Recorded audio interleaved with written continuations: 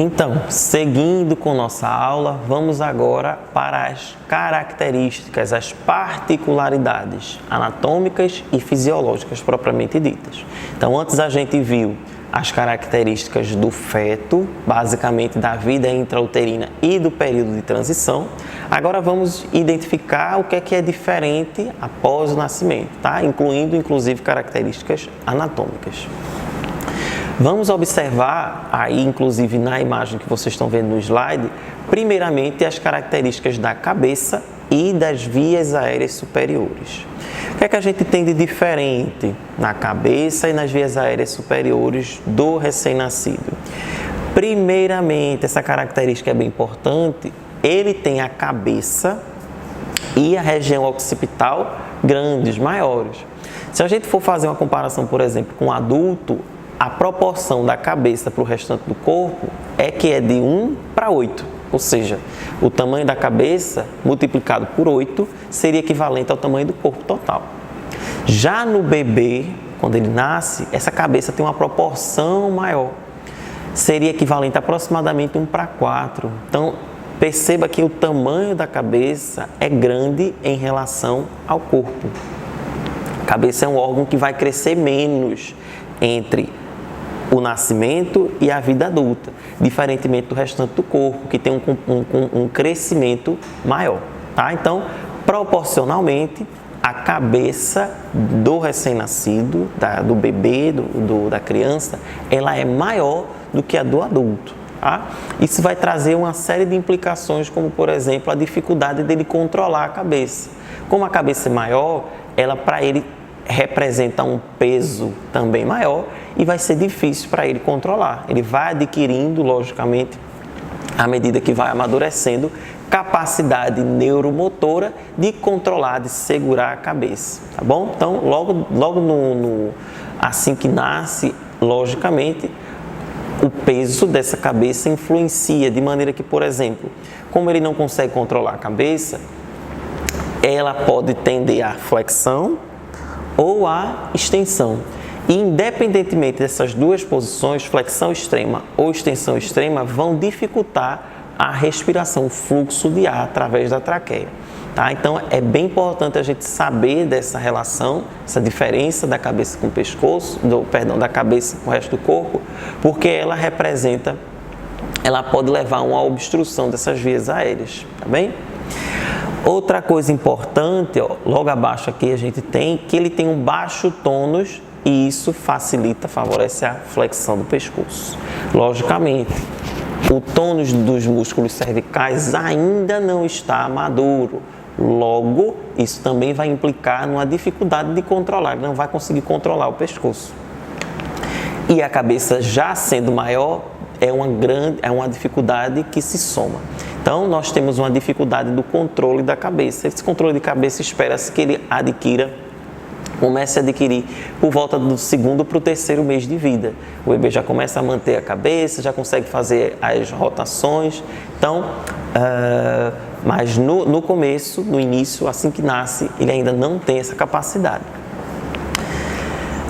A língua é maior em relação à cavidade oral. Então, esse tamanho da língua em relação à cavidade oral faz com que ela funcione como um mecanismo de obstrução mecânica para a cavidade oral. Esse é um dos motivos pelos quais o recém-nascido, principalmente, até por volta de 5 a 6 meses de vida, vai ser um respirador nasal. Ele precisa das narinas para respirar. Ele não consegue lidar com a respiração oral de forma adequada, justamente porque a língua tem um tamanho grande, ela ocupa grande parte da cavidade oral. E isso desperta em nós o pensamento de que é extremamente importante que essa via aérea nasal esteja livre e pérvia, para que haja fluxo de ar. Você, por exemplo, quando está gripado, resfriado, que tem uma obstrução nasal, certamente sente um desconforto, especialmente se você é um respirador nasal. Imagine um recém-nascido, que essa via aérea já é menor, já tem uma resistência maior e, consequentemente, não consegue utilizar a cavidade oral, não consegue respirar pela boca. Tá? Então, isso pode predispor, por exemplo, à presença de apneias ou aumentar muito o desconforto respiratório desses pacientes. A língua fica pressionada contra o palato mole, então isso também pode levar a um certo grau de obstrução. Temos também um tônus muscular menor, não somente no pescoço, mas em todo o corpo dele. A gente já viu, de modo geral, ele tem um tônus muscular menor, principalmente para o que nasce prematuro. As narinas, elas são mais distensíveis e moles, tá? Essa é uma característica justamente também do bebê, do feto. Assim que ele nasce, essas narinas, elas são mais distensíveis. Tem mais mucosas e mais tecido linfóide, isso aí pode predispor, por exemplo, a obstruções, pode predispor a produção maior de muco e, consequentemente, aumentar a resistência de vias aéreas. As narinas são menores em tamanho, tá? Então, as vias aéreas nasais, elas são menores. Isso faz com que também favorece o aumento da resistência dessas vias aéreas e, como a gente já comentou, eles são respiradores nasais obrigatórios, eles precisam respirar basicamente pelas narinas. E, consequentemente, essa resistência, sendo cerca de aproximadamente 4 vezes maior que o adulto, dificulta ainda mais uma ventilação eficiente deles. O crescimento maior vai se dar após 7 anos de vida e tende a ficar maduro por volta da puberdade, tá? Então, ele já tem dificuldades aí no processo de ventilação. Ainda com relação à cabeça e vias aéreas superiores, nós temos que a borda inferior da cartilagem cricoide, o nível dela, né, é diferente do adulto. Observa aí, ó, nessa imagem que está à esquerda, eu tenho no adulto e eu tenho do outro lado do recém-nascido. Então, a cartilagem cricoide, o nível dela é diferente. No adulto ela fica aqui já perto de C7 e no recém-nascido fica aqui em torno de C5, tá? C4. Então, observe que o nível dessa cartilagem cricoide ele é diferente, sendo que a cartilagem cricoide é um pouco maior no recém-nascido. Ele é inferior a C4, 6 anos, e a C5 no adulto no adulto fica em torno de C6. A epiglote ela é mais estreita, mais mole, mais complacente e também mais horizontalizada, tá? Então, se você observar aqui, ó, a região da epiglote ela é mais estreita. Ela tende a ser mais afunilada também. Diferentemente aqui do adulto, ó, que ela é mais reta, ela é mais canular. No recém-nascido e na criança ela é mais afunilada. Semelhante, dá para ver bastante bem aqui nessa imagem, tá? Ela tem um aspecto de funil. A via aérea é muito complacente, tem menor suporte cartilaginoso. Isso aqui é bem importante da gente entender, já que a patência das vias aéreas, principalmente as vias aéreas de maior calibre, elas dependem desse suporte cartilaginoso. Essa cartilagem dá suporte, mantém a via aérea aberta e permite que haja o fluxo normal de gases, consequentemente favorecendo a ventilação. E evita o colapso dinâmico. Então, se eu tenho um aporte cartilaginoso menor, é lógico que é mais fácil de haver o colapso dinâmico, ou seja, quando acontece na expiração, principalmente, essas vias aéreas podem fechar por conta desse fraco suporte de cartilagem, tá? Então, observe que principalmente nas vias aéreas de menor calibre, aquelas que são mais distantes, elas podem fechar a baixos volumes pulmonares, porque ele não tem cartilagem para manter aquela estrutura sustentada. Quando existe a ausência de cartilagem, é o volume de gás que mantém aquela via aérea aberta. Se o volume de gás diminui, ela tende a fechar. Com relação às vias aéreas inferiores, quais características nós podemos descrever? Primeiramente, ela tem maior propensão à obstrução por muco, tem uma grande quantidade de glândulas mucosas, e aí situações como infecções, inflamação, levam ao aumento da produção de muco. E esse muco, então, tende a obstruir essas vias, tá? Então, aumenta a resistência, pode obstruir via aérea. Atelectasias também vão ser mais fáceis de se instalar, já que eu tenho menor quantidade ou até mesmo ausência de canais colaterais, especialmente os poros de Kohn, eles que se instalam. Existe uma certa divergência na literatura, alguns dizem que é a partir do primeiro ano de vida, outros dizem que ele já nasce com eles, mas eles vão amadurecendo ao longo dos anos.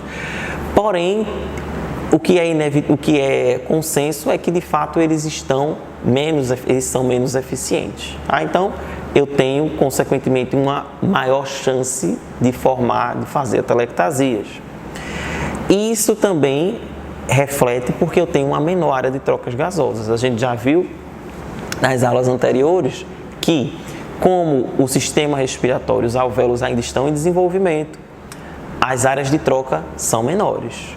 Vão se tornar maiores à medida que ele cresce e se desenvolve.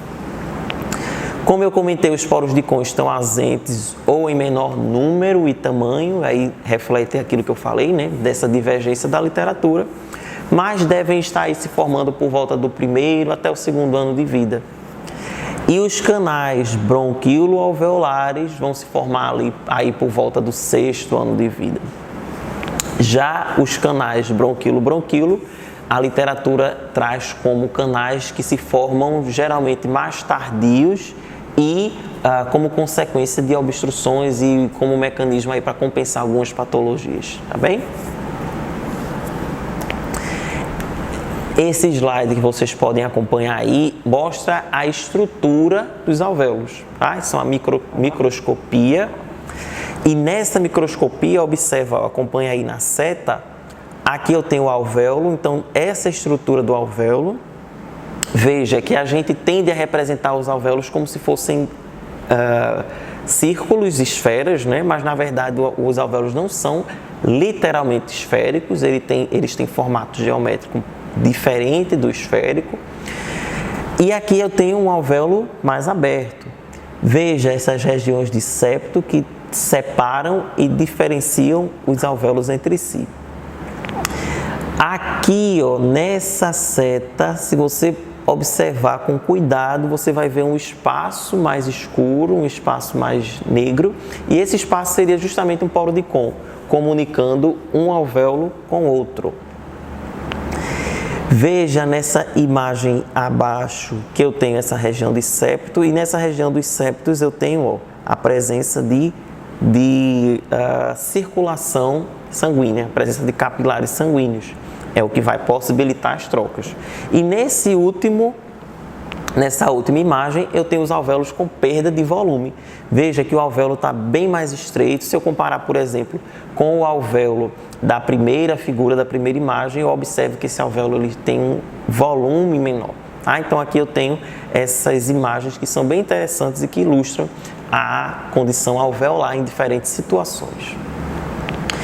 Em relação à caixa torácica e à musculatura respiratória, o que é que nós podemos então destacar de diferenças, de características? Primeiramente, o esqueleto torácico é rico em cartilagem flexível, ou seja, ele não é tão ossificado. Isso é extremamente importante porque é natural que o bebê precise de uma caixa torácica mais flexível, mais mole, mais complacente para poder passar pelo canal de parto. Porém, isso não é interessante, por exemplo, para a ventilação. Os músculos respiratórios precisam de um arcabouço, precisam de uma estrutura firme e que dê sustentação para a ação desses músculos.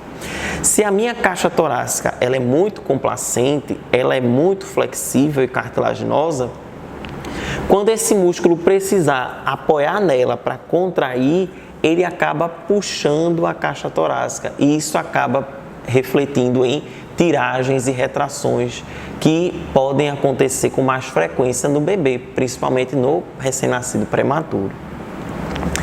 Essa caixa torácica, observa também, ela é mais circular, diferentemente da caixa torácica do adulto, que ela é mais em formato de elipse. A caixa torácica do recém-nascido ela é mais circular, tá bom?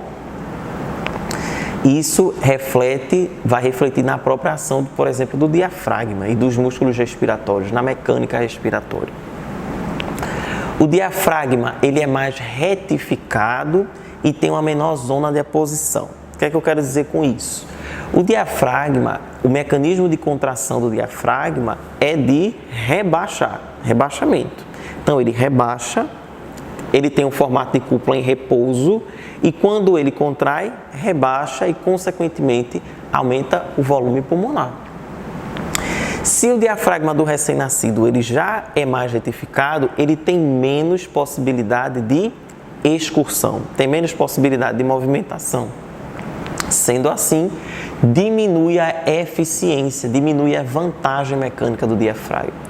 É por isso que o recém-nascido ele também tem uma frequência respiratória elevada, porque como o músculo não consegue movimentar muito, ele não consegue gerar grandes volumes, ele precisa compensar a ventilação minuto fazendo uma frequência maior. Então ele aumenta a frequência para que no período de 1 minuto ele tenha ali a ventilação compensada e esperada para suas adaptações, para suas necessidades fisiológicas. Tem uma baixa massa muscular total, então de modo geral o bebê não tem tanto músculo, tanta massa muscular. Os músculos intercostais são músculos extremamente importantes, eles é que dão suporte ao recém-nascido e lactentes, aos recém-nascidos e lactentes, e levam ao aumento do volume corrente na infância. Qual o papel dos músculos intercostais? Lembra, os músculos intercostais ficam entre as costelas e o tônus desses músculos, a atividade tônica deles, estabiliza a caixa torácica. Pense que a caixa torácica ela é formada pelas costelas e entre essas costelas eu teria basicamente pele. Como eu gero pressão negativa dentro da caixa torácica na inspiração, se eu só tenho pele aqui dentro, essa pele ela é puxada, ela é sugada pela pressão negativa interna. Então o que é que os músculos intercostais fazem? Eles estabilizam porque eles formam uma espécie de parede entre as costelas e quando a inspiração acontece, ele impede que esse tecido retraia, que esse tecido entre, seja puxado, tá bom? Então os músculos intercostais, tanto os internos quanto os externos, funcionam estabilizando a caixa torácica. E isso é extremamente importante. Como o feto, como o bebê recém-nascido, ele não tem esses músculos maduros o suficiente, é muito comum a gente ver tiragens intercostais. Ou seja, quando ele inspira, o músculo está fraco, não consegue estabilizar a caixa torácica e acontece a retração. Certo? Então, é extremamente importante a gente saber que esses músculos são fundamentais para estabilizar a caixa torácica. No recém-nascido, esses músculos ainda não têm seu papel maduro, ainda não conseguem estabilizar bem a caixa torácica, é por isso que a gente vê com frequência retrações intercostais. E eles também têm um menor tipo de fibras do tipo, uma menor quantidade de fibras do tipo 1. Olha aí no slide, eu tenho aproximadamente 10% no prematuro e 25% no recém-nascido, de modo geral, até os 8 meses. Lembre que as fibras do tipo 1, a característica dela é que elas são fibras que geram pouca força, mas são muito resistentes à fadiga. Então, elas conseguem trabalhar por um longo período de tempo. Se eu tenho uma menor quantidade de fibras do tipo 1, o recém-nascido vai ter dificuldade em manter um ritmo respiratório adequado por um período mais prolongado de tempo, certo? Então, são características que vão aí distinguir um pouco do recém-nascido do adulto. Olha aí na imagem, veja, inclusive, que a caixa torácica dele, as costelas, elas não são tão inclinadas, elas são mais retificadas. Isso também diminui a capacidade de excursão dessas costelas. Então, enquanto o adulto tem a costela mais inclinada, em repouso, quando ele inspira, ele consegue ganhar grandes volumes pulmonares. Já o bebê recém-nascido, ele tem uma dificuldade grande de movimentar essas costelas, justamente porque elas já estão numa linha mais retificada, mais horizontalizada. Tá? Veja que a zona de aposição também é menor no recém-nascido. A zona de aposição é a região na qual o diafragma encosta nas costelas da sua parte interna, na face interna dessas costelas. Essa zona de aposição ajuda o diafragma a abrir as costelas inferiores as últimas costelas, e é o que faz com que haja esse movimento harmônico de alça de balde, típico das costelas inferiores, acontece naturalmente no adulto e na criança maior, mas no recém-nascido esse movimento ainda é prejudicado, porque a zona de deposição do diafragma ela é menor. Sendo assim, o que é que acontece? O diafragma retificado, ao invés de abrir as costelas e elevá-las, puxando para cima, ele puxa para dentro. É o que acontece, por exemplo, quando a gente observa uma tiragem, uma retração subcostal, certo? Então, tudo isso é explicado por essa biomecânica que está diferente. Veja aí na imagem, no slide, observe que aqui eu tenho, ó, nessa região, por exemplo, da caixa torácica, do apêndice tifoide, o apêndice tifoide retraído, internalizado. O que é que aconteceu? Esse diafragma puxou o apêndice tifoide para dentro por conta dessa negativação da pressão intratorácica e essa negativação da pressão pleural atuando no externo, no osso externo, ainda flexível, muito cartilaginoso, faz com que esse osso ceda, deprima, ele é sugado para dentro quando o diafragma contrai.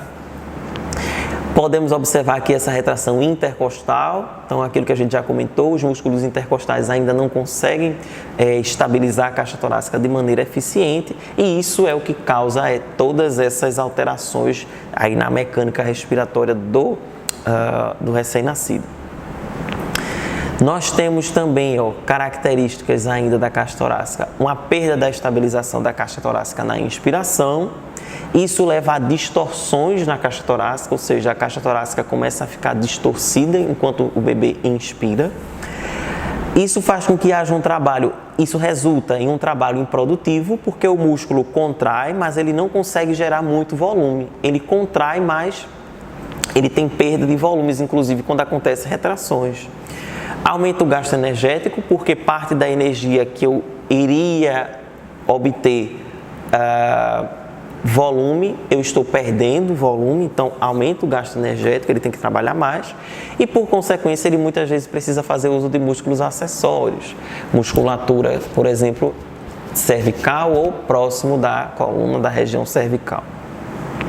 Isso para tentar impedir a entrada da caixa torácica na INS, para tentar diminuir essa instabilidade da caixa torácica. Então veja que eu tenho aí características que também dificultam, prejudicam a mecânica respiratória e a ventilação do meu paciente recém-nascido.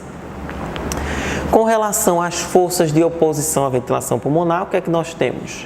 Forças elásticas e forças resistivas. As forças elásticas compreendem o componente viscoelástico do sistema respiratório e estão associadas ao recolhimento elástico pulmonar, relacionadas diretamente à tensão superficial e o recolhimento elástico da caixa torácica. E as forças resistivas compreendem o componente resistivo do sistema respiratório, relacionados aí à resistência viscoelástica tecidual e à resistência de vias aéreas. Então, essas forças nós vamos ver na próxima aula. Então, a partir de agora, nós precisamos entender as características que regem as forças elásticas e resistíveis. E vamos ver a partir agora dessa próxima aula, tá bom?